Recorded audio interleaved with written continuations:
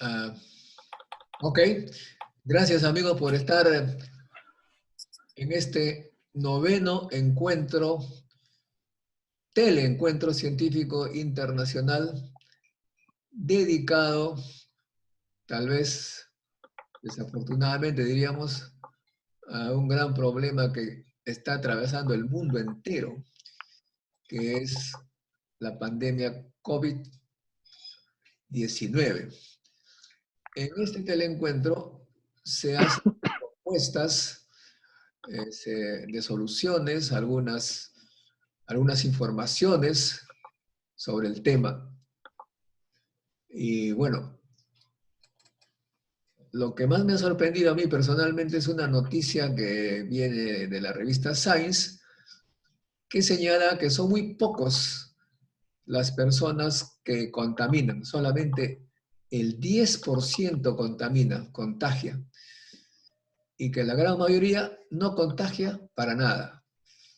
El gran problema es que este 10% que tiene esta mala propiedad de contagiar, contagia a muchísimos. O sea, los pocos contagiantes son hiper contagiantes.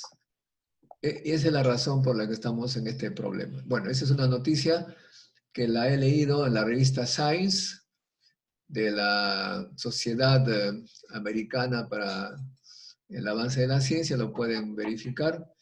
Bueno, pero eso es una información que nos hace pensar que este virus, el COVID-19, tiene unos secretos que todavía no son totalmente descubiertos. Bueno, ahí termino con la información porque hoy tenemos dos expositores importantes.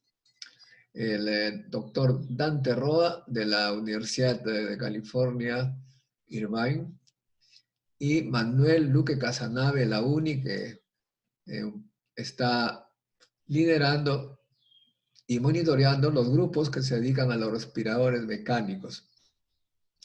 El primer expositor, pues era Dante Roa. El doctor Dante Roa es físico nuclear, que se dedica ahora a la física médica en la Universidad de California, Irvine.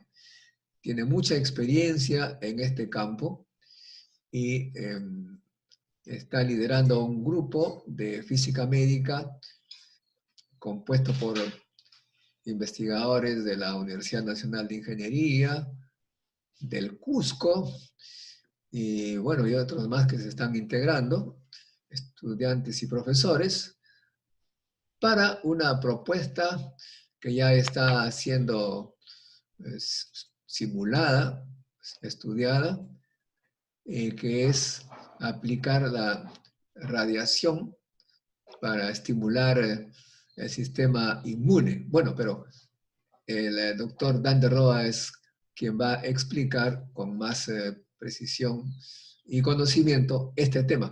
Bienvenido a nuestro teleencuentro científico internacional, el noveno, Dante. Muchísimas gracias, Modesto. Sí, efectivamente, como Modesto lo acaba de indicar, tenemos un grupo de estudiantes en Perú, científicos de Perú al igual, el cual estamos explorando la posibilidad del uso de radiación para tratamientos de pacientes infectados con el COVID-19. Acá voy a hacer un sharing de mi computadora. Quiero yo presentar mi exposición de la siguiente manera. En este momento les estoy mostrando un artículo que fue publicado en el 2013. Fue publicado por el doctor Calabrese y el doctor Dawan. Y acá el título prácticamente ya indica o fue lo que nos dio la motivación, ¿no? Acerca de si radioterapia se podía usar o está explicando cómo radioterapia era usada históricamente para tratamientos de neumonía. Y si es que esto se podría aplicar ahora. Sin entrar en todos los grandes detalles de este artículo, y acá, como digo, estoy mostrando Estoy mostrando dónde aparece el artículo. Este es en las publicaciones de Yale University, Biology and Medicine. Y como pueden ver, salió en el 2013. El artículo en sí indica de que pacientes a comienzos del siglo XX, estamos hablando más o menos de 1920 a 1940, que tenían síntomas de neumonía, tanto bacterial como viral, fueron tratados con radiación. Y acá estos tratamientos eran de Un momentito, prácticamente Dante. se daba. Voy a silenciar a todos. Ok. Un momentito. Ya puedes activar tu parlante, tu micro. Sí, ok, ¿me escucha mejor? Sí. Ok. Entonces, a lo que me refería era de que estos tratamientos se llevaron a cabo a comienzos del siglo XX y los pacientes que fueron tratados eran pacientes pediátricos como al igual que pacientes adultos. Y acá una de las cosas que quiero mostrar es, hay una tabla donde acá se ve el caso de pacientes que fueron tratados y los que fueron curados. Ahora, ¿qué problemas o qué limitaciones existen con este artículo?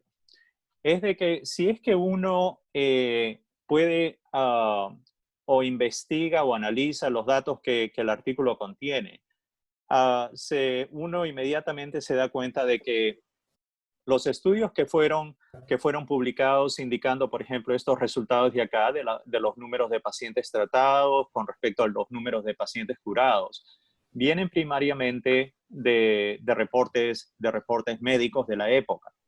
Y lamentablemente los reportes médicos de esa época no tenían, o la información que contenían era muy limitada desde el punto de vista de si se estaba usando una dosis de radiación estándar, si es que esta era la misma dosis de radiación para todos los casos, si es que los campos de tratamiento que se estaban utilizando eran enfocados a una región específica de los pulmones, por decir, o se tenía todos los pulmones siendo irradiados. En otras palabras, habían una serie de limitaciones en estos estudios de esa época. Ahora, hoy en día, casualmente, este artículo que fue publicado, y es un artículo que prácticamente da una reseña histórica, ha contribuido o ha causado bastante interés en muchos ámbitos acerca del uso de radioterapia para los pacientes infectados con el coronavirus. Y casualmente hoy en día se están llevando a cabo bastantes estudios de clinical trials, casualmente, para investigar eso.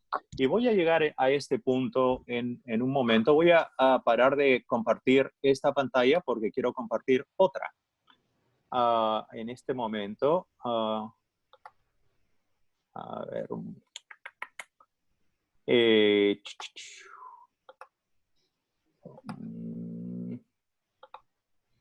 leave share screen. Ok, acá estamos. Quiero ahora compartir lo que nosotros estamos haciendo hoy en día. ¿Ok? Los estudios que les acabo de mostrar en el artículo anterior, los tratamientos que fueron hechos a comienzos del siglo XX, fueron hechos utilizando fuentes de rayos X de kilovoltaje. Así que las energías que se utilizaban, las energías de los rayos X que se utilizaban en ese tiempo, variaban entre los 80 kilovoltios a más o menos un poco menos de 200 kilovoltios para dar los tratamientos a estos pacientes que tenían neumonía.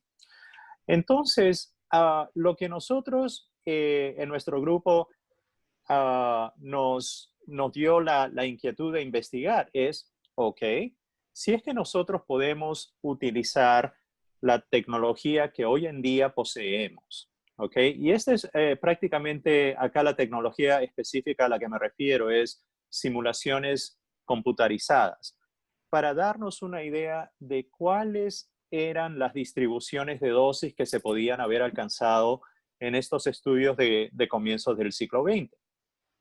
Ahora, para hacer una simulación perfecta de cómo hubieran sido estos casos, uno necesita haber tenido información del diseño de la fuente de los rayos X, y también no solo el diseño, pero también los materiales de cada uno de los componentes, etcétera. En otras palabras, sacar este tipo de información hoy en día hubiera sido casi imposible, ¿no? Porque estamos hablando de comienzo del siglo XX, habría que estar conversando con los museos para ver si es que tienen información de los diseños de estos equipos de antaño. Pero lo que se puede hacer es, si utilizamos nosotros una fuente de rayos X moderna, algo que sabemos que tenemos disponible, y se le hace ciertos parámetros, ciertas modificaciones a los parámetros para más o menos aproximarnos al tipo de haz de rayos X que tenían en ese tiempo, por ejemplo, usando filtrajes apropiados, etc. Esto nos puede dar una muy buena idea de cómo hubieran sido las distribuciones de las dosis de estos tratamientos de radiación. Ahora, como se pueden dar cuenta, ahora ya estoy entrando un poco más a la técnica, un poco más al punto técnico, y lo voy a tratar de explicar de la manera lo más entendible posible sin estar entrando en detalles propios del tema de la radiación. Pero, como digo, acá entonces este es el estudio que mi grupo de integrantes ahí que forman son estudiantes de la UNI, como de Facultad de la Universidad de Cusco, de la Facultad de la UNI al igual, Villarreal. Acá nos hemos unido para sacar adelante este proyecto. También tengo acá, como pueden ver, en esta parte del artículo, que lo vamos a estar enviando a una revista de radiación oncológica en esta semana, posiblemente para el día de mañana o para el miércoles. Acá podemos ver todos los coautores involucrados. Así que es un grupo internacional. Entonces, acá entrando más o menos ya a los detalles a lo que me refiero. En este estudio, lo que nosotros hemos hecho es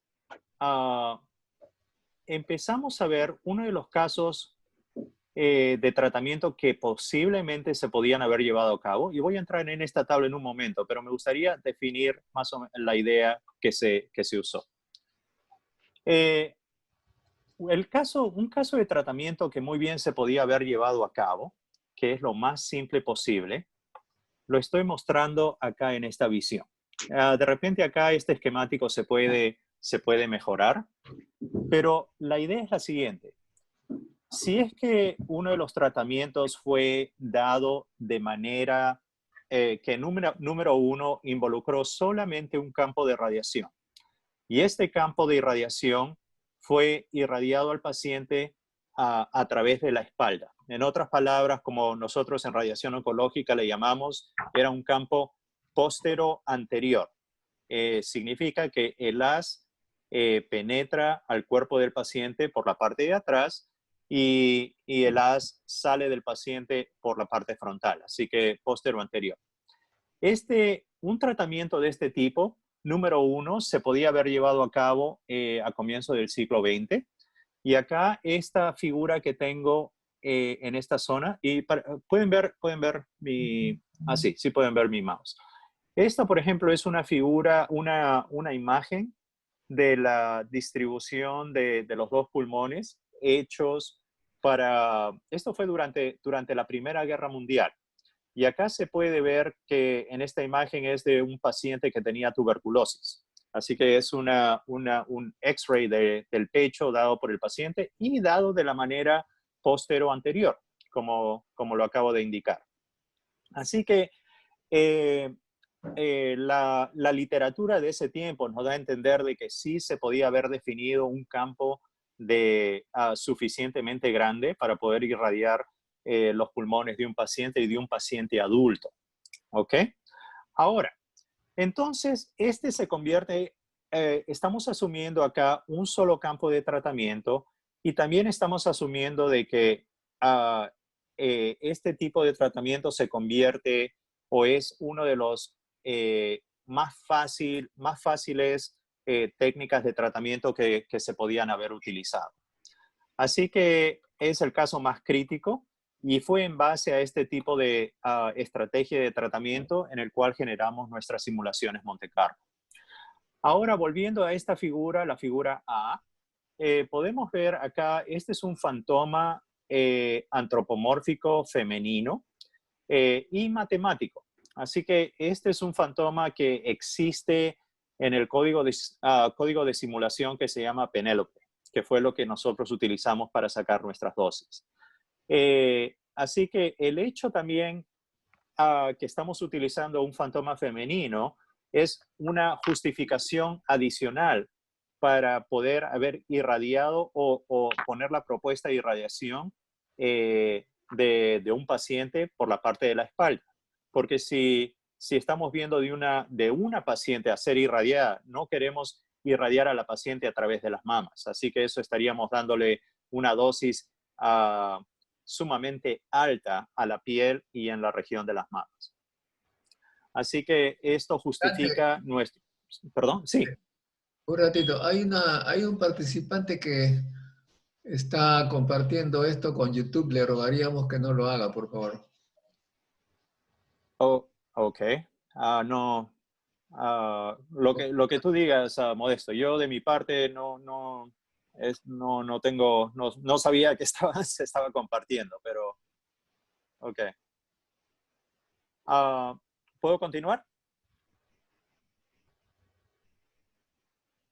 Ok, voy a seguir continuando. Eh, Como estaba indicando, describiendo, este fue el fantoma antropomórfico que utilizamos acá para las simulaciones computarizadas. Es un fantoma antropomórfico de una paciente adulta. Y acá podemos ver las estructuras centrales a lo que se investigó para la dosimetría. Acá tenemos los dos pulmones, el corazón y la región del thymus, como se puede ver aquí. Perfecto. Entonces, asumiendo este caso más crítico, que es de dar una irradiación al paciente por la parte de atrás, ¿okay? De la parte de la espalda, podemos ver las siguientes situaciones. Acá perdón, un momento, estoy tratando de maximizar la visión de mi... Ok, empecemos por este gráfico de acá. Este gráfico es lo que nosotros le llamamos una percent depth dose, PDD. Ahora, ¿qué significa este gráfico? Si, por ejemplo, nosotros vemos el haz de radiación, ¿ok? El haz de radiación viniendo en la parte central del cuerpo de este paciente, o bueno, en este caso del fantoma antropomórfico. El haz va a atravesar, inicialmente es el aire, después entra a la parte del cuerpo, acá es la piel del cuerpo, pero después tenemos, y acá se puede ver, un poquito difícil de ver, pero estas son las partes de las costillas, ¿ok? Que tiene el cuerpo. Después entra acá a la región de tejido suave, ¿ok? Y después entra a la parte de la vértebra. Ahora, la vértebra tenemos el hueso que prácticamente redondea la zona de la médula, ¿no? Y de acá tenemos tejido más suave, etcétera, y después entramos al corazón y los otros órganos.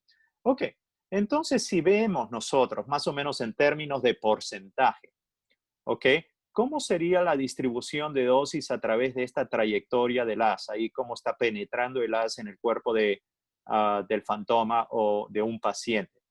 Así que podemos ilustrarlo de esta manera. Acá tenemos, este es el porcentaje de dosis dependiendo de profundidad, o en inglés es el percent depth dose. Y acá podemos ver, en el eje X tenemos la profundidad. Así que podemos ver si es que normalizamos nuestra dosis a que sea 100% justo a la entrada o en la piel del paciente.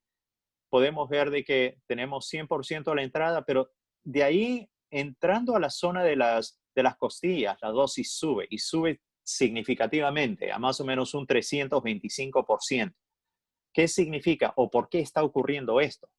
Bueno, esto está ocurriendo porque la energía de los rayos X que se usaron en ese tiempo era una energía relativamente baja comparable con lo que usamos nosotros en radioterapia hoy en día.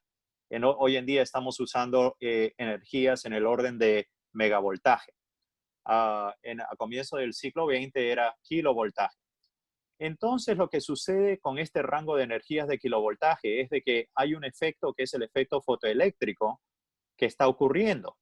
Y el efecto fotoeléctrico es sumamente pronunciado cuando tenemos el haz de rayos X de esta energía de kilovoltaje interactuando con materiales que tienen el componente Z, the Z component, el número, este es el número atómico del componente, que es relativamente alto. Así que esto indica o estimula el efecto fotoeléctrico y lamentablemente esto se traduce en una mayor cantidad de dosis en esa zona. Así que como se puede ver acá, tenemos una cantidad de dosis tremenda en la región de las costillas y después esta dosis baja a prácticamente a una progresión que se esperaría, ¿no? Si acá no tuviéramos costilla y sea esto tejido blando, sería una progresión continua. Ahí en la parte del tejido suave, como se ve. Pero después sube nuevamente. Y sube nuevamente porque ya empezamos a atravesar la zona de la vértebra. Y también la vértebra, como bien se sabe, también tienen componentes de Z que son altos. Y obviamente también esto estimula la producción del efecto fotoeléctrico. Así que tenemos también una alta dosis en la vértebra y después esta dosis baja nuevamente para la zona de la médula.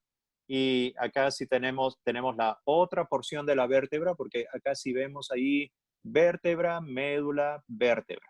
Así que acá tenemos el efecto fotoeléctrico nuevamente y después ahí entramos a la región de los tejidos suaves, tanto sea del corazón o de cualquier otro órgano.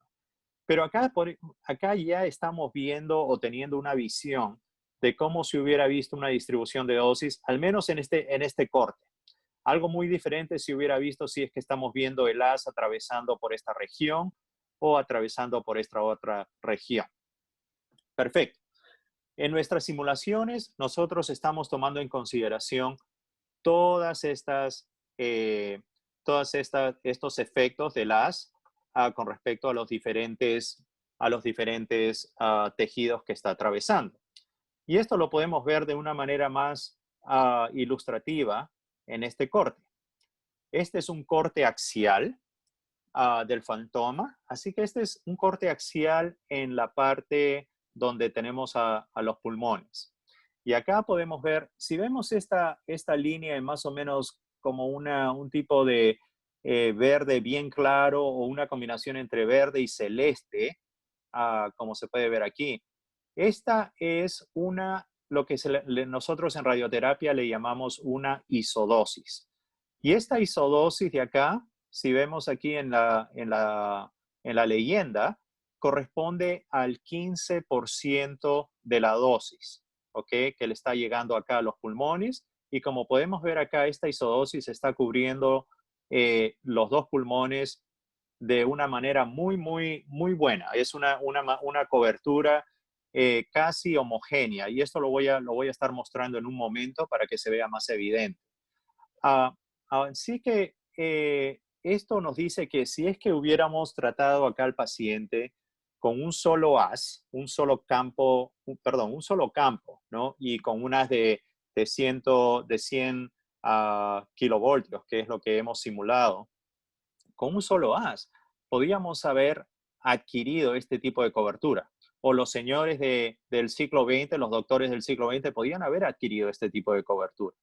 Y ahora si vemos a las otras distribuciones de dosis, por ejemplo, si vemos este de un color ya azul más claro, esto corresponde a una isodosis del 10%. Así que es una isodosis menor, pero, perdón, esto abarca ya un poco más del cuerpo.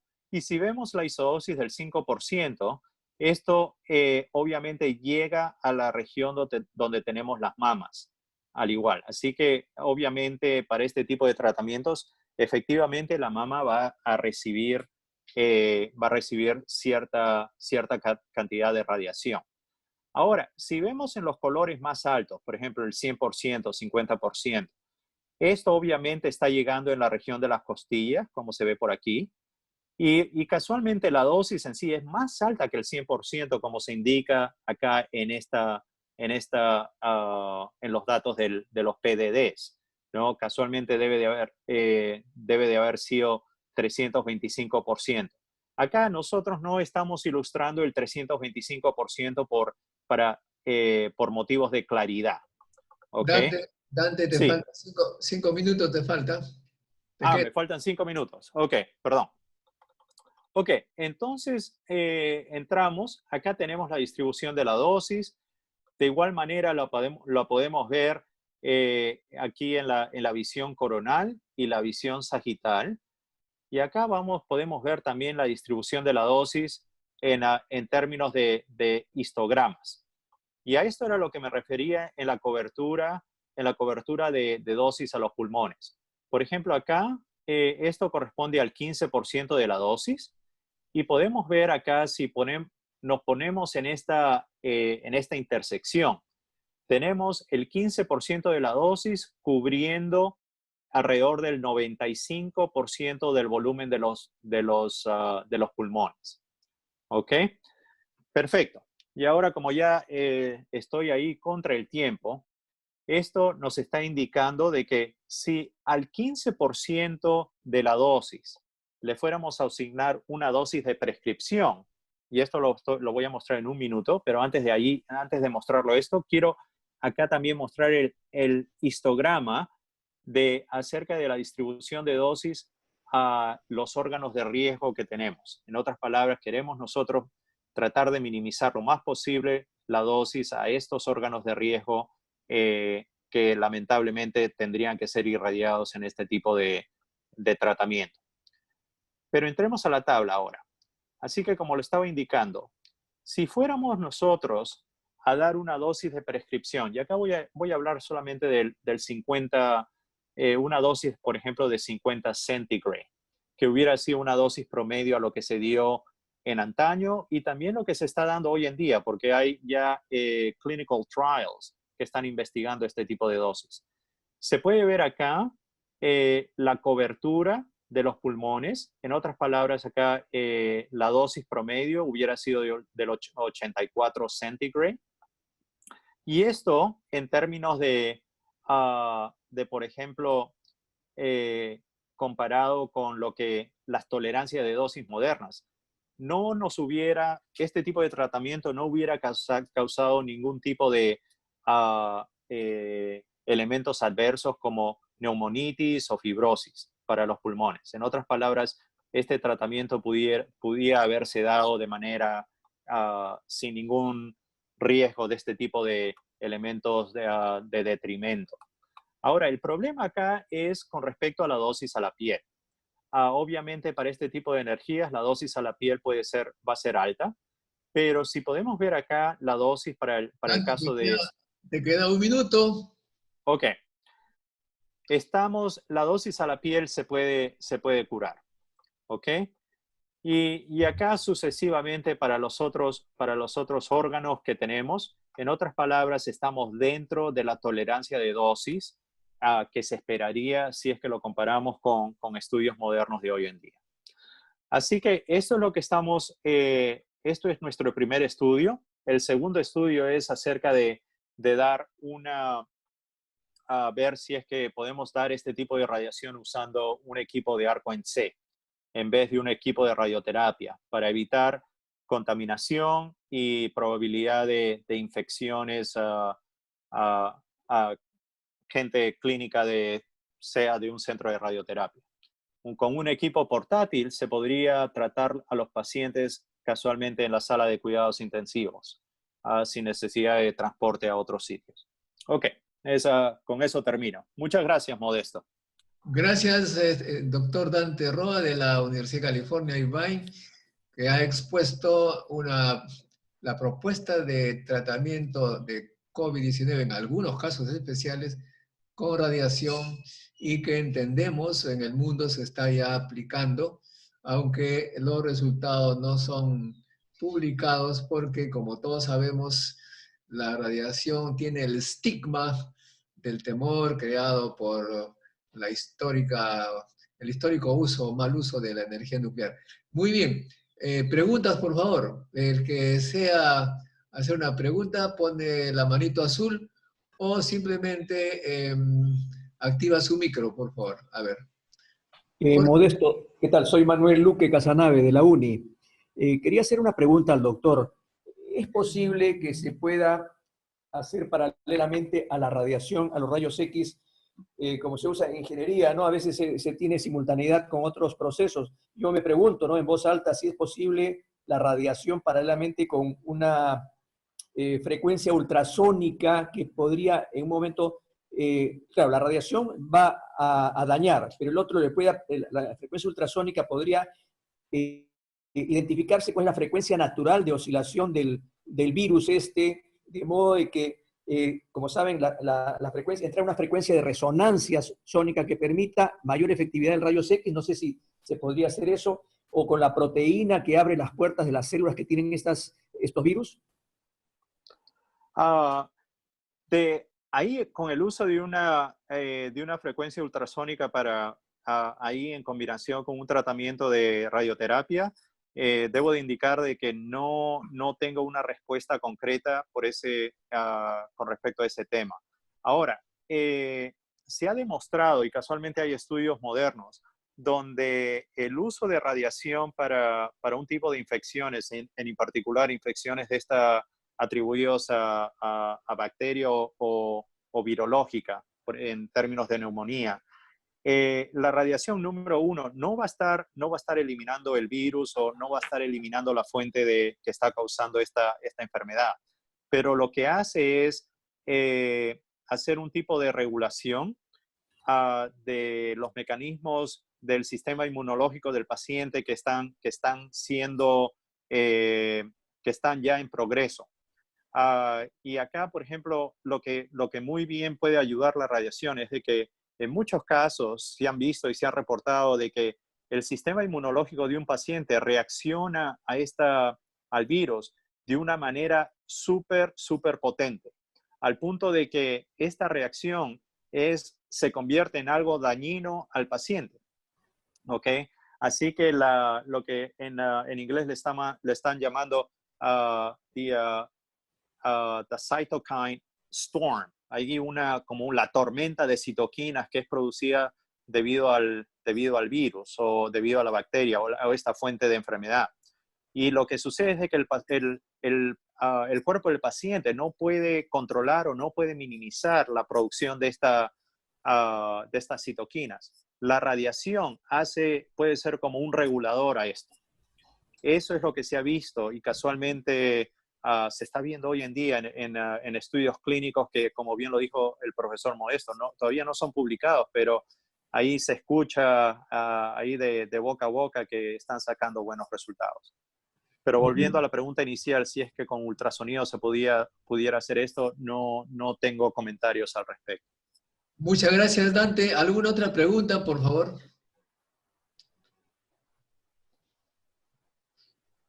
Sí, yo tengo una pregunta. O sea, Jorge Linares de la Universidad de Versalles, en París. así es. Entonces, gracias, Dante, por tu exposición. O sea, lo que queda claro es que esa radiación sirve en la última etapa de la enfermedad, ¿no es cierto? Cuando ya el enfermo no ha podido, digamos, superarse y tiene prácticamente necesidad de estar en reanimación. Sí. Y en reanimación, entonces comienza a ver el problema que tú le llamas la tormenta de las citoquinas. O sea, y eso es lo que está haciendo en la última etapa, es lo que produce la muerte de los pacientes, es esa tormenta de citoquinas. O sea, la propia defensa produce su Exacto, muerte en realidad. La propia defensa exacto. produce su muerte. Entonces, Sí, el objetivo de la radiación es regular, disminuir esa tormenta de citoquinas, ¿no es cierto? exacto. Ahora, lo que uno entiende es, o sea, ¿cuál es o sea, cómo se puede explicar físicamente o biológicamente o químicamente que la radiación puede regular la tormenta de citoquinas? Esa es una muy buena pregunta. Y casualmente estaba acá un poco, bueno, no diría con temor, porque acá entramos ya a la parte de la radiobiología. Por lo que entiendo yo, ¿ok? Y acá debo de admitir de arranque de que, como digo, este no es mi campo, así que no tengo toda la experiencia por ese lado. Pero lo que yo entiendo es de que ah, hay como dos procesos que muy bien pueden ocurrir. La radiación en sí y por las dosis que se le está dando acá al paciente, porque estas son dosis bien bajas. Así que ya hay una dependencia directa a estas dosis. Las dosis que, como estaba hablando, era de 30 a 50 centigrade. Así que son relativamente bajísimas. Así que estas no son, número uno, dosis para curativas. Incluso ahí la curación para eliminar un virus necesitamos kilograys. Así que no va a haber nada de eliminar virus con radiación en este tipo de situaciones.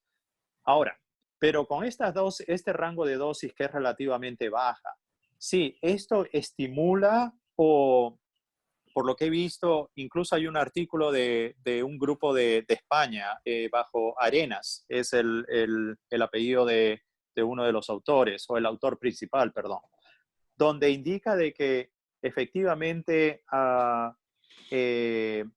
la baja dosis de citoquinas tiene estas proteínas, la baja dosis que se le está dando acá al paciente, sí, también produce otro tipo de proteínas que como que neutraliza o regula el proceso que trae como resultado un elemento antiinflamatorio.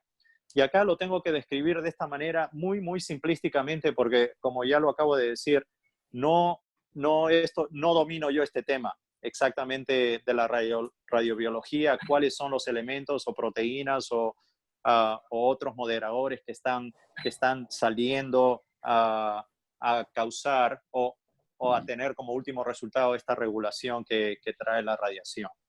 Pero sí hay estudios que soportan o justifican esto y casualmente también, como digo, estos estudios se están viendo en este momento al igual. Así que siento mucho no poder dar una respuesta ahí radiobiológica más precisa, pero esto es por, al menos de una manera generalizada, lo que entiendo yo. Muy bien, Perfecto. el físico Ramiro Valdivia levantó la mano, físico, Buenos días. por favor, Eh, sobre el tema, ¿cuál es la sí, pregunta? sí, sobre el tema. Disculpe, creo la anterior persona que preguntó al doctor Jorge, cuando hablaba de resonancia, no se refería a una resonancia acústica, se refería a una resonancia electromagnética. Okay. Yo estuve pensando también en esos términos y estuve mirando información sobre láser que tuvieran una longitud de onda comparable a a las dimensiones del virus. Hasta el momento, los láser más o menos son de 850 nanómetros, que es unas 3 a 4 veces la longitud del virus. Pero es en esa dirección que es la exploración. La Okay. radiación que está utilizando, no sé qué longitud tenga, pero me imagino que es un poco mayor. Sí, gracias. Muy bien, Okay. muchísimas gracias, estimado doctor Dante Roa, le agradecemos mucho por su intervención, no hay más preguntas y Okay. ¿nos tendrá algunas palabras de conclusión, por favor? Ok, sí, cómo no. Este tipo de tratamientos, casualmente, si fuéramos a implementarlos, se pueden implementar de inmediato. Acá, de repente, los únicos obstáculos que pueden haber es la parte de los procedimientos en una clínica, porque estaríamos tratando a pacientes que son infectados, así que habría que poner en consideración procedimientos de cómo desinfectar la clínica, tener una ruta de entrada y de salida con minimización de exposición a otros agentes sanos. También no hay que exponer a pacientes que están tratados por cáncer con radiación. Pero esto literalmente se podría implementar ya, porque tenemos los aceleradores, no incluye una nueva tecnología.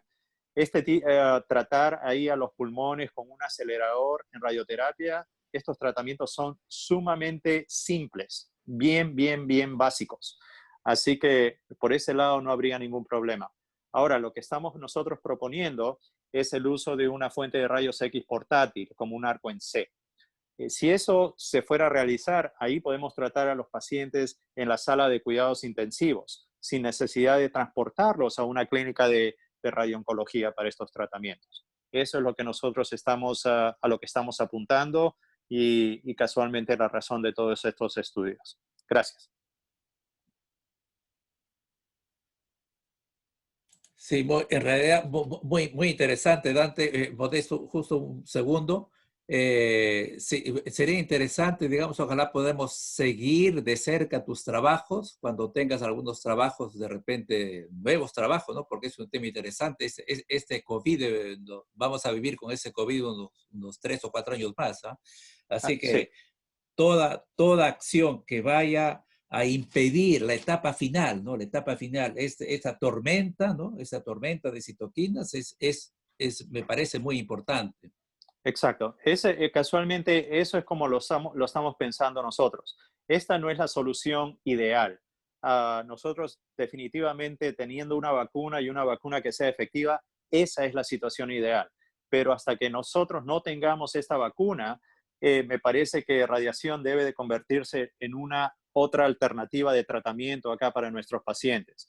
Y aquí los pacientes a los que nosotros estamos apuntando serían pacientes de 50 años para arriba, ¿ok? Posiblemente cuando ya se pueda ganar experiencia y ver acerca de posibles efectos o a través de estudios en animales, etcétera, de repente esto se puede expandir a pacientes más jóvenes.